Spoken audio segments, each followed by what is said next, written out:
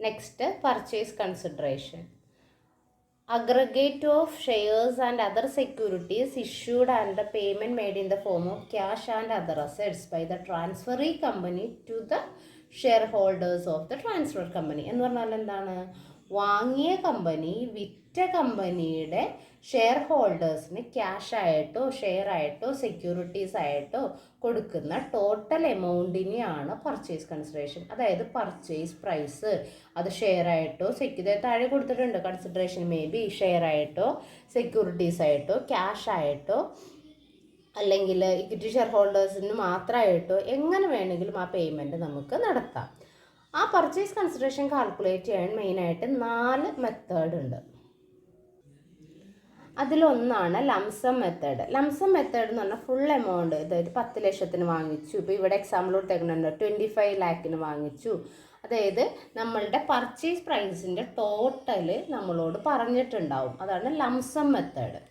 Then net asset method എന്ന് പറഞ്ഞിട്ടുണ്ടെങ്കിൽ പ്രത്യേകിച്ച് പറയില്ല, എന്താണ് ഒന്നും പറഞ്ഞിട്ടില്ലെങ്കിൽ പൊതുവേ നമ്മൾ നെറ്റ് അസറ്റ് മെത്തേഡാണ് എടുക്കാറ്. നെറ്റ് അസറ്റ് മെത്തേഡ് എന്ന് പറഞ്ഞാൽ വേറൊന്നുമല്ല, അസറ്റ് അവർ ഏറ്റെടുക്കാമെന്ന് പറഞ്ഞാൽ ആ വാല്യൂ ടോട്ടൽ ചെയ്യുക, അസറ്റിൻ്റെ വാല്യൂ ടോട്ടൽ ചെയ്യുക. ഇപ്പോൾ ചില അസറ്റ് അവർ ഒരു എഗ്രീഡ് വാല്യൂ പറഞ്ഞിട്ടുണ്ടാവും, ചില അസറ്റ് അവർ ബുക്ക് വാല്യൂവിലായിരിക്കും എടുക്കണേ. അപ്പോൾ ടോട്ടൽ അസറ്റ് ടോട്ടൽ ചെയ്തിട്ട് അതിൽ നിന്ന് ഔട്ട്സൈഡ് ലയബിലിറ്റി കുറയ്ക്കുമ്പോൾ നമുക്ക് നെറ്റ് അസറ്റ് വാല്യൂ കിട്ടും. ആ കിട്ടുന്ന എമൗണ്ട് എത്രയാണോ അതിനെ നമ്മൾ പർച്ചേസ് കൺസിഡറേഷനായിട്ട് ട്രീറ്റ് ചെയ്യും.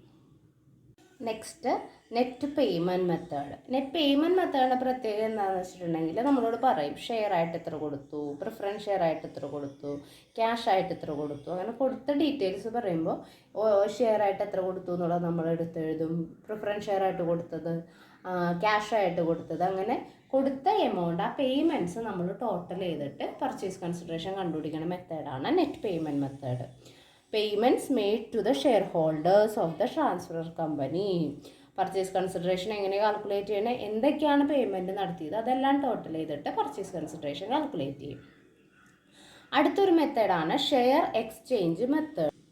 ഷെയർ എക്സ്ചേഞ്ച് മെത്തേഡ് എന്ന് പറഞ്ഞിട്ടുണ്ടെങ്കിൽ transferor company receive consideration in the form of equity shares in transferee company on the base of intrinsic value.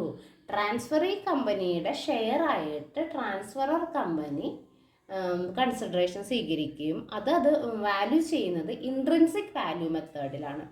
Intrinsic value എന്ന് പറഞ്ഞാൽ മറ്റൊന്നുമല്ല, net asset available to equity share holders. Equity share ഹോൾഡേഴ്സിന് available ആയിട്ടുള്ള, നമ്മൾ already net asset method പറഞ്ഞു. അപ്പോൾ equity share ഹോൾഡേഴ്സിന് available ആയിട്ടുള്ള നെറ്റ് അസറ്റ് കാൽക്കുലേറ്റ് ചെയ്തിട്ട് അതിനെ നമ്പർ ഓഫ് ഇക്വിറ്റി ഷെയർസ് കൊണ്ട് ഡിവൈഡ് ചെയ്യുമ്പോൾ നമുക്ക് എത്ര കിട്ടും, ആ എമൗണ്ടാണ് ഇൻട്രിൻസിക് വാല്യൂ. അപ്പോൾ ചിലപ്പോൾ എ എന്ന കമ്പനിയുടെ ഷെയറിന് 10 രൂപയായിരിക്കും, എയിന് ഏറ്റെടുക്കുന്നത് ബി ആയിരിക്കും, ബിയുടെ കമ്പനിയുടെ ഷെയറിൻ്റെ വില 20 ആയിരിക്കും. അപ്പോൾ എയുടെ കമ്പനിയുടെ 2 ഷെയറിന്, അതായത് എയുടെ കമ്പനിയുടെ ഷെയറിൻ്റെ വില 10 ഉള്ളൂ, അപ്പോൾ 2 ഷെയർ കൂടിയാലല്ലേ 20 ആവുള്ളൂ. അപ്പോൾ എയുടെ കമ്പനിയുടെ 2 ഷെയറിന് ബിയുടെ കമ്പനിയുടെ 1 ഷെയറേ കൊടുക്കുകയുള്ളൂ.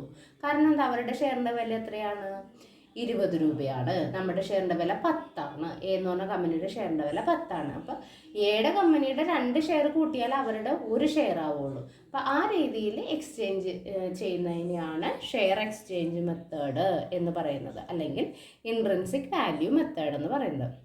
ഇത്രയാണ് മെയിനായിട്ട് നമ്മുടെ പർച്ചേസ് കൺസിഡറേഷൻ കാൽക്കുലേറ്റ് ചെയ്യാനുള്ള മെത്തേഡ്സ്. ഇനി നമുക്ക് ഈ മെത്തേഡ്സിലെ ഓരോ പേയ്മെൻറ്റ്സും അതിൻ്റെ പ്രോബ്ലംസും നോക്കാം. ഇതൊക്കെ 5 മാർക്കിൻ്റെ ക്വസ്റ്റ്യൻസ് വരുന്നതാണ്.